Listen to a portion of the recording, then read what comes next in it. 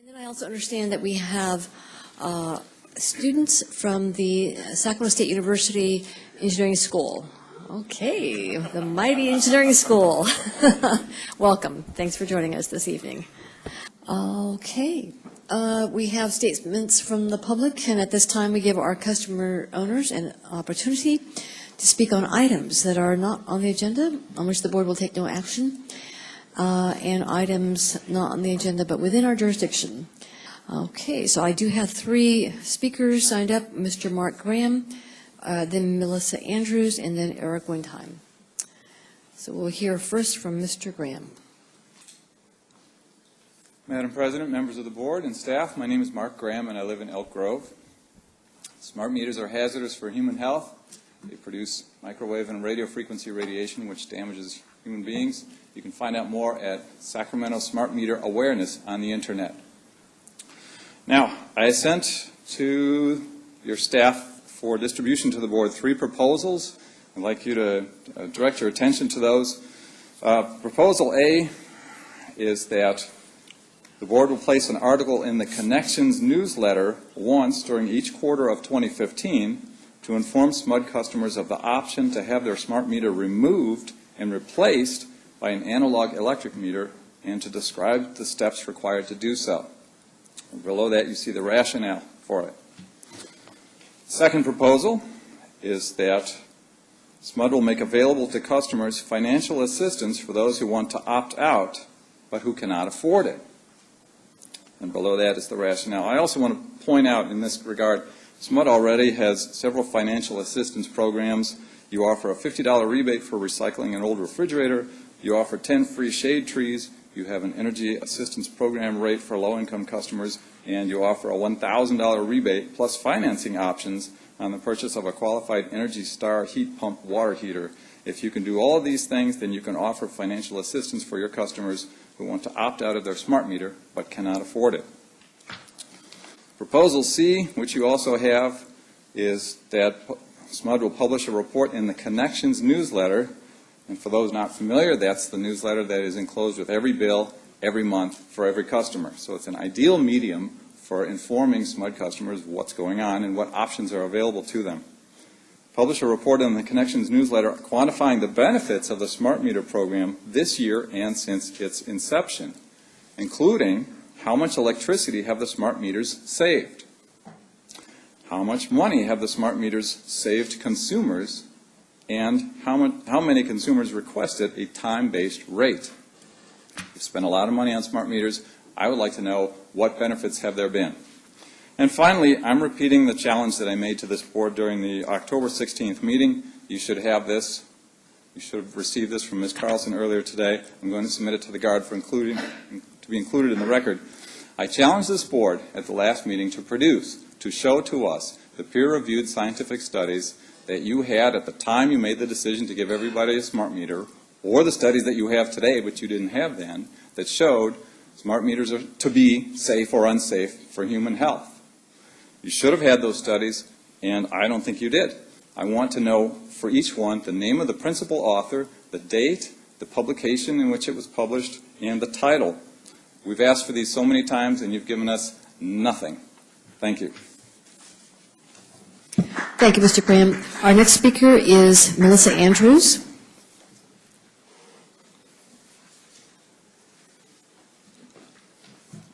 Madam President, board members, staff, my name is Melissa Andrews. The effects of low-level, non-thermal exposure to radio frequency microwaves have been studied for decades. For the military in the 50s and 60s, for the wireless industry in the 90s, and for utilities deploying smart meters now, a list of resulting biological effects are not convenient for your purposes and have been dismissed.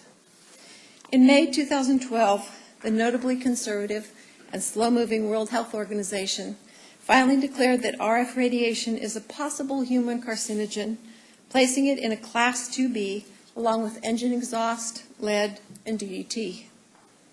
The recent focus on brain cancer caused by cell phones hides a wider, more pervasive issue: the ways in which exposure to microwave RF can erode human health by disrupting a number of basic systems like sleep and immunity. As recently as October 2014, 2 Swedish oncologists published a study of 1,700 glioma patients, which is brain cancer, reporting decreased survival of patients with glioblastoma when associated with long-term use of mobile and cell phones. This was those with first use before age 20 show an even higher risk of developing astrocytoma grade 4, a grim prognosis. Their findings indicate a clear biological effect from exposure to RF and MF, similar to that from smart meters. According to a document from PG&E filed with the California Public Utilities Commission, the typical smart meter sends out in excess of 10,000 radio frequency signals per day. Because of smart meters' unusual, unpredictable pattern of RF emissions or pulses, your time averaging calculations hide the peak power of smart meters and disguise the fairly continuous nature of the pulses.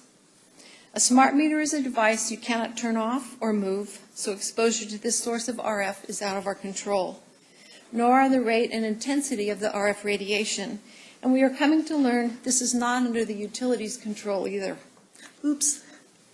As much as 98% of the RF emitted by smart meters is not the transmission of electrical usage data, but part of the mesh network talking to itself, redundant chatter, if you will.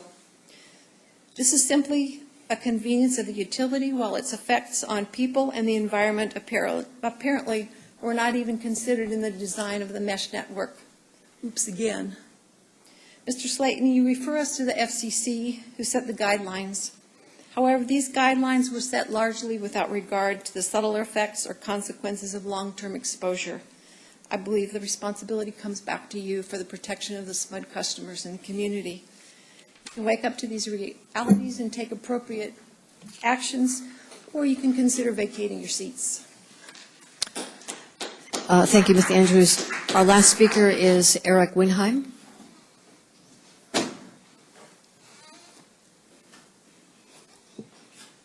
Good evening, Board. My name is Eric Winheim. I'm the Director of Sacramento Smart Meter Awareness, and we've been coming here for 2.5 years because you failed to do what's required by Strategic Directive Number 6, and that's create a safe environment for SMUD customers. Now, I'm going to refer to the letter that Arlen Orchard signed and handed to 6 of us. I posted it before on the site. It's a legal decision, and the sentence, third line and second paragraph says, SMUD has performed extensive research into the safety of smart meters, signed by the Chief Legal Officer of the whole company. Well, it turns out that there were 12 documents, and 2/3 of them that reference smart meters, they were all published after you installed the smart meters. So they can't have any bearing whatsoever on your decision to install them. Let's take a look. EPRI, the Electric Power Research Institute. Now, these are all advocates paid for by industry to write reports by industry, and none of these reports are peer-reviewed. EPRI published 4, 2010, 2010, 2011, and 2014. You put them in 2009, and you were all done by 2011. Silver Springs Network, 2012. Utility Telecom Council, 2010. California Council of Science and Technology, 2010, and Edison Electric, 2011. Now, these are the documents you provided me when I asked for a Public Records Act to support the sentence that Mr. Arlen Orchard put in his letter. Now, these documents were all published after the fact, and they have nothing to do whatsoever with any pre-deployment performance of, quote, extensive research into the safety of smart meters. This is as plain as day. They cannot be used by SMUD to infer any concern or research about smart meter safety as written by Mr. Orchard and often spoken of by other directors, including Director Sharoma, who says the reports are out there. Well, they're all written after the meters were installed. Now, these after-the-fact documents are a feeble attempt at what's known as CYA, or cover your backside. They're all after the fact. You did not consider any of these. And there probably was no intent to have to write a document like this because nobody ever considered that these meters were going to harm people until they started. So I don't have time to read the whole thing to you, but I suggest you read it over. You have a big job ahead of you. You have to disabuse everybody of all the falsehoods that you've perpetrated on them, and you should allow them to have a no-cost analog meter now. That would be the best thing for all parties concerned. Thank you. Thank you, Mr. Bernheim. I'm going to I see that our general manager has his hand up for a clarification comment. But meanwhile, we have said this before. Again, we respect our customer owners to avail the opportunity to come and talk to us, have the 3 minutes at every one of our meetings. Bottom line is we don't agree with the representation of the health effects, what have you, of the smart meters. We are good and decent people up here, and when we approved the various contracts, we did so with looking at the state-of-the-art of the equipment and what have you. There are 40 million smart meters installed in the U.S. I think there are 100 million internationally. And the International Agency for Research on Cancer has various categories for chemicals and so forth. And lead and DDT are in a different category. They are in the probable, not the possible, carcinogenic category, and so they aren't in the same. They aren't in the same category. Anyways, I should turn it over to our general manager. Since we have members in the audience here and then whoever's watching on television or on the web, I just want to reiterate that the Federal Communications Commission has the authority to review technologies like smart meters that are being installed in the United States, and they have approved for installation across this nation smart meter technology. There are actually more than 50 million smart meters in the United States, and we're approaching 200 million worldwide. I think it's fair to say that smart meters are now the industry standard in metering technology. So this is not something that SMUD is off on its own doing. This is really being done across not only the state, but across the nation and the world, that it is considered the standard now. I do want to acknowledge that there are customers who are uncomfortable for whatever reason with having a smart meter and would prefer the old analog technologies.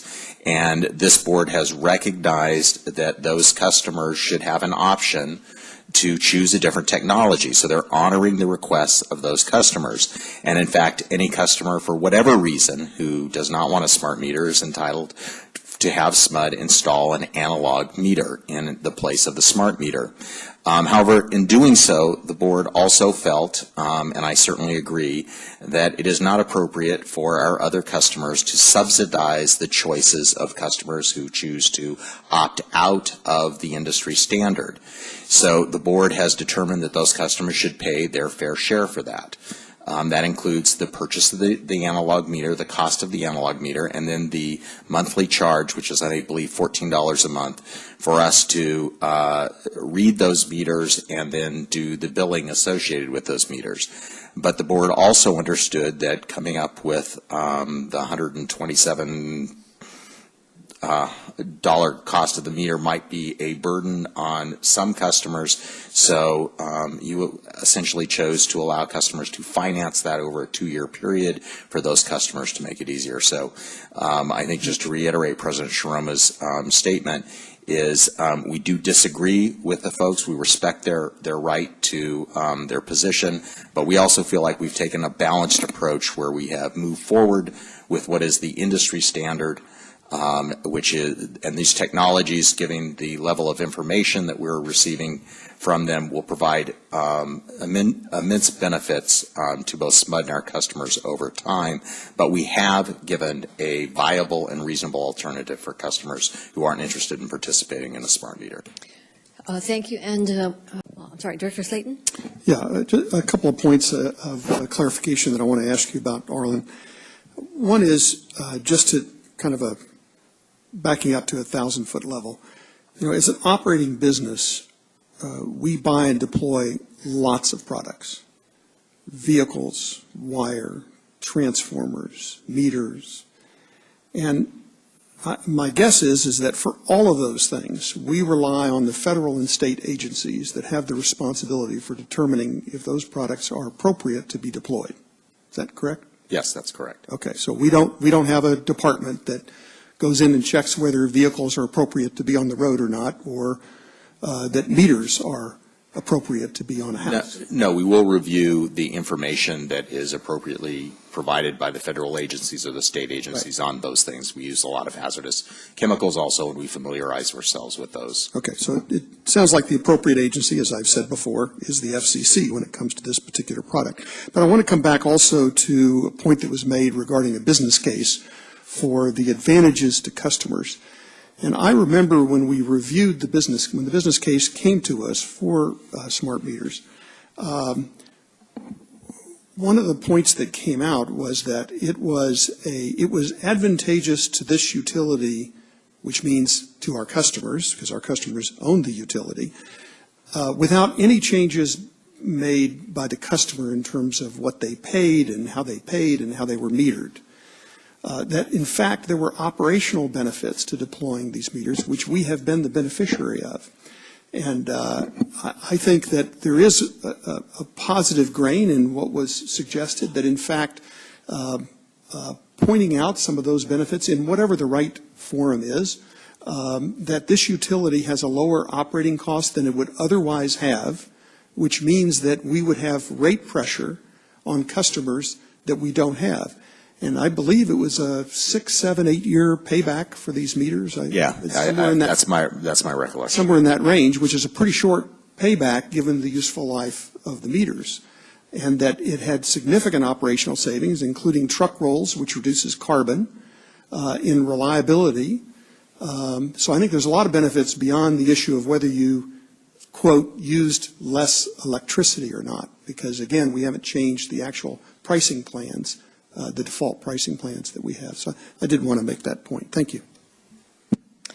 All right, thank you. We have a consent calendar.